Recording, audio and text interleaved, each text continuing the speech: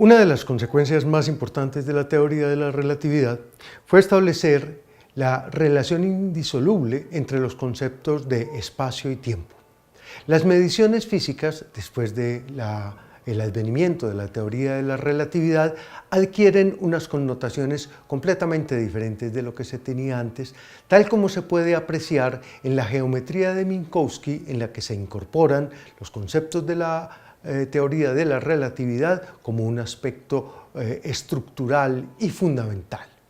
Sin embargo, aquí no habrían de parar las sorpresas. El estudio de la interacción entre la materia y la radiación daría claves fundamentales sobre el comportamiento de la naturaleza, el origen de la materia y la evolución del universo.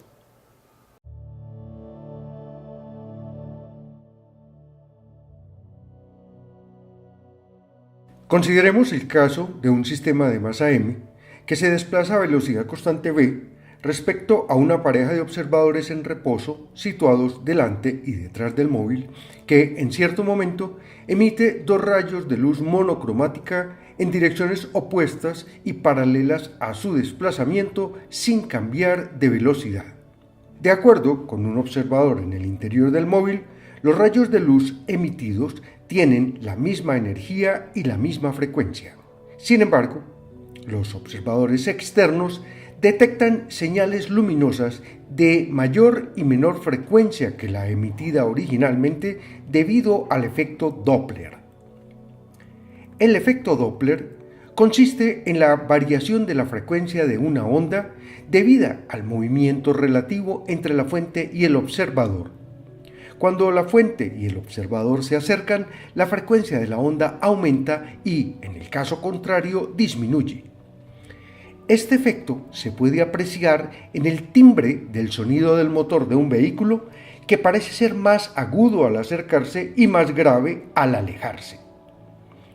Si tenemos en cuenta que la radiación electromagnética no solo transporta energía, sino también momentum, resulta que la emisión de radiación es equivalente a disparar proyectiles.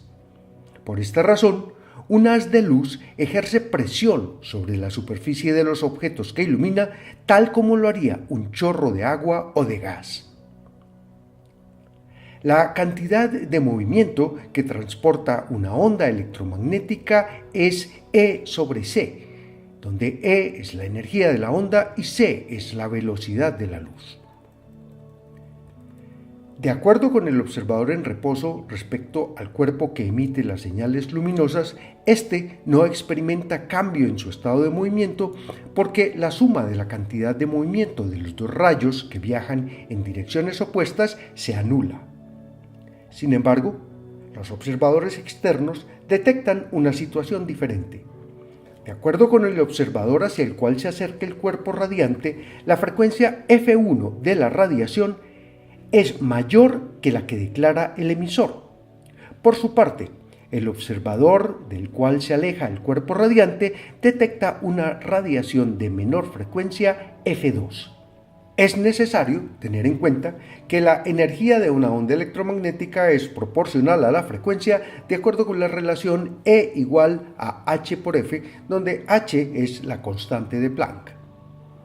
De aquí se deduce que la cantidad de movimiento es igual a h por f sobre c. Teniendo en cuenta que la velocidad de la luz es igual al producto de la longitud de onda lambda por la frecuencia f, el momento se puede expresar como h sobre lambda. Cuando se realiza el balance de la cantidad de movimiento por parte de los observadores externos, se encuentra que la diferencia entre la cantidad de movimiento de los dos rayos arroja un resultado positivo en la dirección de desplazamiento del cuerpo. Puesto que la velocidad del cuerpo no ha cambiado y teniendo en cuenta que la cantidad de movimiento de un sistema aislado permanece constante, tenemos que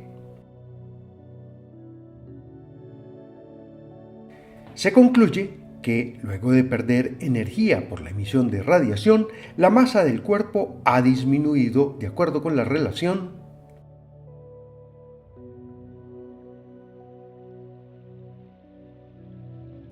En vista de lo anterior, Einstein concluyó que la variación de la energía de un sistema se refleja en una variación de su inercia de acuerdo con la relación delta E es igual a delta M multiplicada por C2.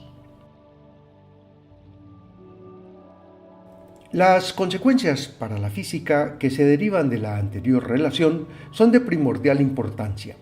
La clara distinción que existe en la física clásica entre materia y energía empieza a difuminarse. La inercia, propiedad por excelencia de los cuerpos materiales, resulta ser también una propiedad del campo electromagnético que se puede apreciar en la emisión y absorción de radiación electromagnética.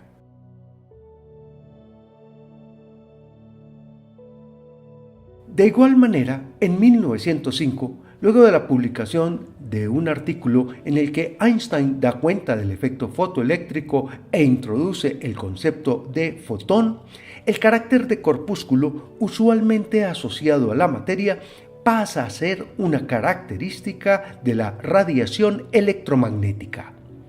El carácter material de la radiación electromagnética es ratificado por la asignación de momentum, lo cual implica que la radiación electromagnética comparte algunas de las características que exhiben los cuerpos materiales en movimiento, tal como se verifica en el efecto Compton, que se manifiesta cuando un fotón choca con un electrón como si los dos fueran partículas materiales.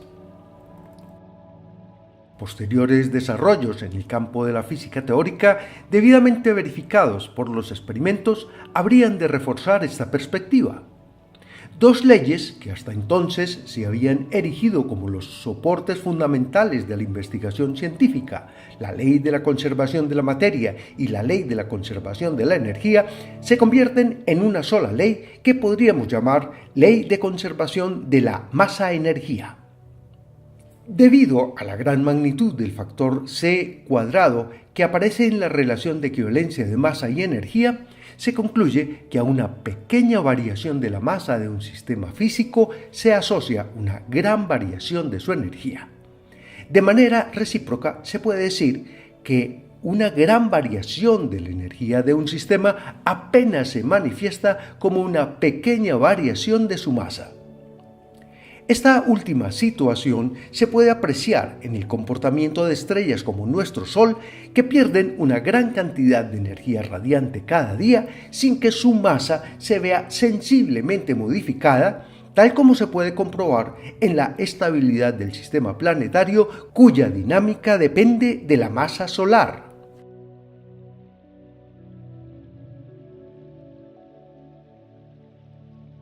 Otra espectacular consecuencia de la equivalencia de masa y energía se aprecia en los procesos de creación y aniquilación de pares de partículas elementales en las cuales es posible producir partículas elementales a partir de la radiación electromagnética de alta energía y, de manera recíproca, se puede obtener radiación electromagnética altamente energética a partir de la aniquilación de pares de partículas materiales.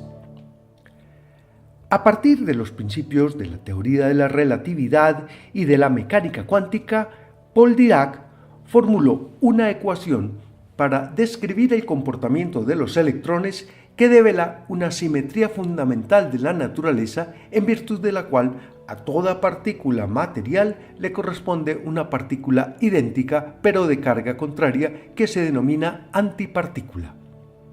La antipartícula asociada al electrón se denomina positrón. Esta denominación da lugar al confuso término de antimateria. Sin embargo, la llamada antimateria es tan material como la materia ordinaria, pues está regida por las mismas leyes físicas. El conocimiento de los procesos de creación y aniquilación de la materia aporta claves esenciales para la comprensión de procesos como la aparición de la materia ordinaria y el origen y la evolución del universo, pero también hace posible algunas aplicaciones prácticas como la realización de tomografías de alta resolución por detección de rayos gamma emitidos en la aniquilación de electrones y positrones.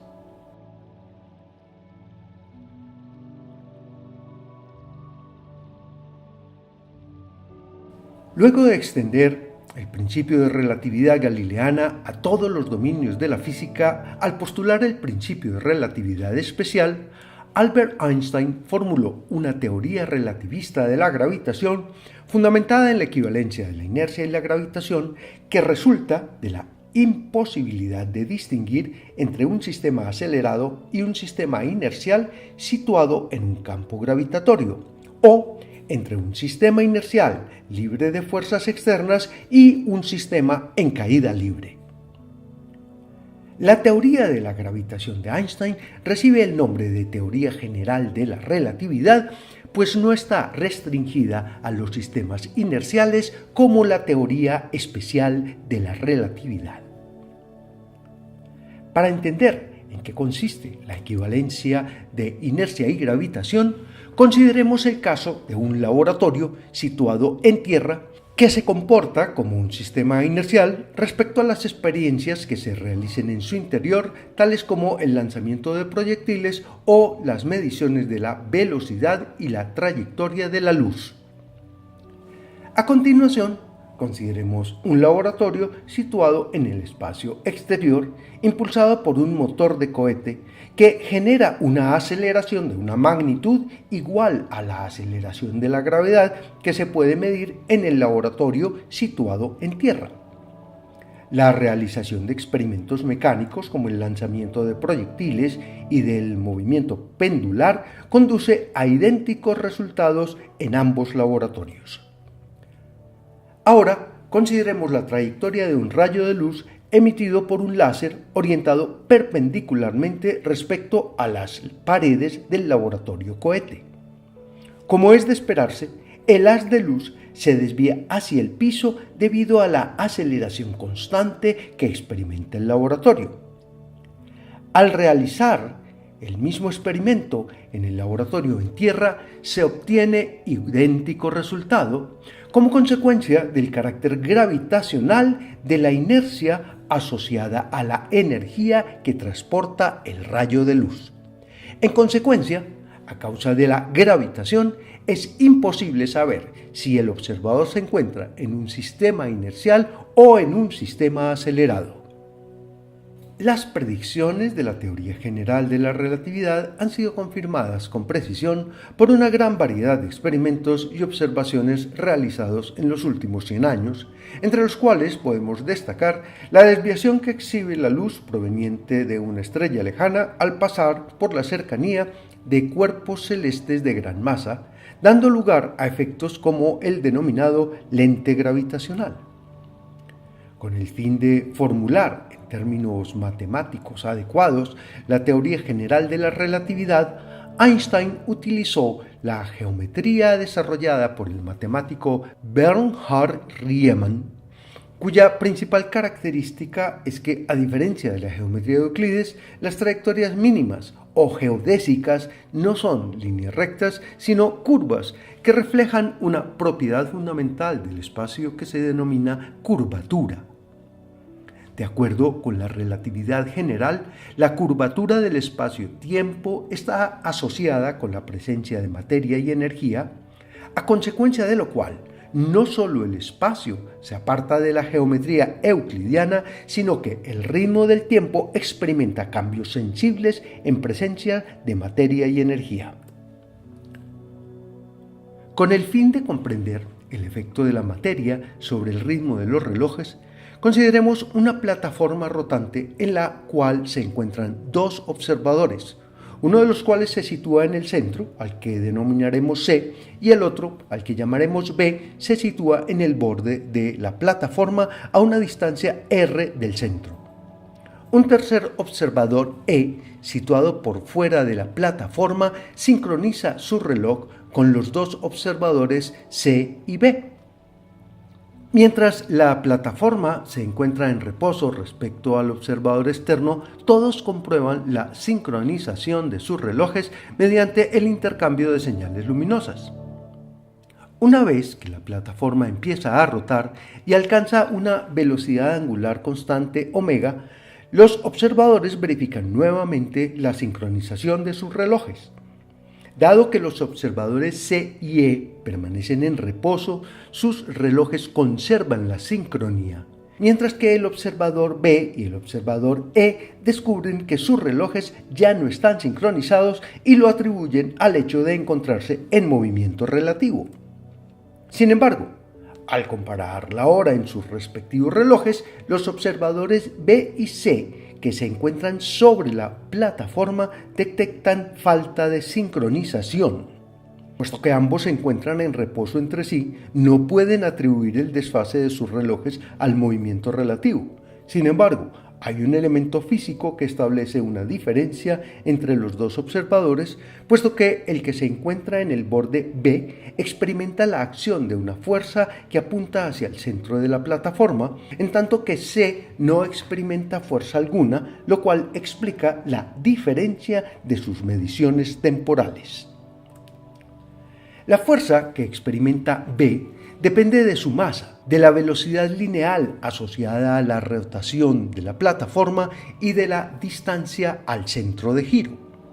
Atendiendo a la equivalencia de inercia y gravitación que postula la teoría general de la relatividad, se puede decir que los efectos que experimenta un observador debido a su masa inercial deben ser iguales a los observados en un sistema que se encuentra en un campo gravitacional de características similares, de donde se concluye que en presencia de un intenso campo gravitacional, el ritmo de los relojes se hace manifiestamente más lento. Esta predicción ha sido verificada de manera experimental con gran exactitud. La precisión de los sistemas satelitales de posicionamiento global GPS depende en alto grado de las correcciones relativistas de la medición del tiempo predichas tanto por la relatividad especial como por la relatividad general.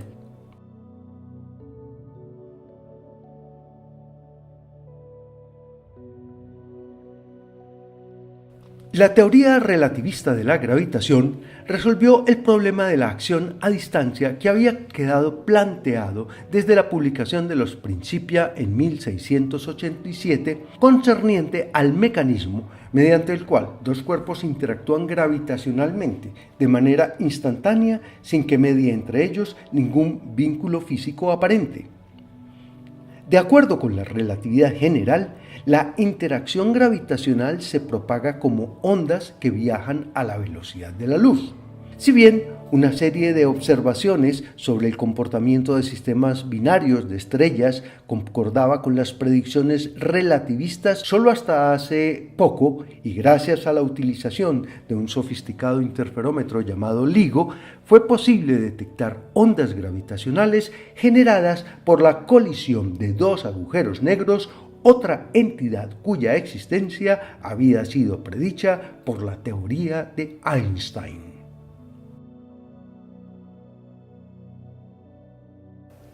Gracias a la teoría general de la relatividad, dos conceptos que, si bien no eran muy manifiestamente diferentes, tales como los conceptos de inercia y gravitación o de masa inercial y masa gravitacional, quedan fundidos en un solo concepto, el concepto de masa, que ya previamente, gracias a la teoría especial de la relatividad, se había de alguna manera identificado o se había establecido una equivalencia con la energía. Se puede decir que después de los aportes de la teoría de la relatividad, la física es considerablemente más sencilla, pero no necesariamente más comprensible.